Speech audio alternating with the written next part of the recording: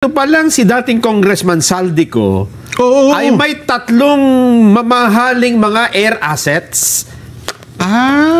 Okay. Under na, may Seabis Bay. 3 lang yung sinasabi ko, ha? 3, oo. 3, pero ang mga ito, 10 talaga lahat eh. Total pala, 10 eh. Sa kabuuan, 10. Pero bakit yung 3 lang nabanggit? Nasabi? Yung 3 daw na mga importanteng air asset ni Saldico ay nailabas na ng bansa. Wala na rito sa Pilipinas. Ganon? Oo. Sino nagkumtuto kaya yan? Baka naman... Ito po ay ayon mismo kay CAAP Director General Raul Del Rosario. Baka naman may inihatid lang, babalik din. Hindi kaya. Sasakyan pang ipapawid dyan eh. Nakalabas na raw ho, 2 helicopter. At yung isang Gulfstream G350. Gulfstream, parang maliit na aeroplano yan eh. Agosto pa nang unang lumabas ang helicopter patungong Malaysia. September naman, sumibat ang Gulfstream patungong Singapore. At yung iba pa ay tinitingnan kung nasaan yung iba pang air asset na yan. Ganun.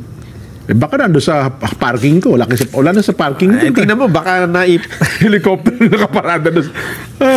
So ano ibig sabihin? Naitakbo na ito? Baka naman kako lumipad lang doon, babalik din. Kasi may pasahero. Bang problema kung babalik pa nga, di ba? Ganon? Di ba, ang trajectory ngayon, i-press ang mga asset at mga bank account baka pag bumalik yan dito, hindi na niya hindi na ba ilabas? Hindi na oo. Ganun ba? At kasabay niyan, inilabas naman ng ICI ang kanilang interim report. Meron sila? Interim report pa lang yan? Interim report sila tungkol doon sa mga kinasuhan kanina dyan, yung sinabi natin. Kaya kasama dyan si Saldico Alam mo ba sa interim report, naikwento pala, ito yung sinasabi natin, sayang, ngayon lang natin ito nalaman Na ano daw? Naikwento pala ni Engineer Henry Alcantara kung paano sila nagkita ni Congressman Saldico, ano yung kanilang mga transaksyon at magkano ang kanyang nadalang pera. Pag-alis ng bansa? Hindi itong habang nagtatransaksyon sila rito. Lumilitaw dyan.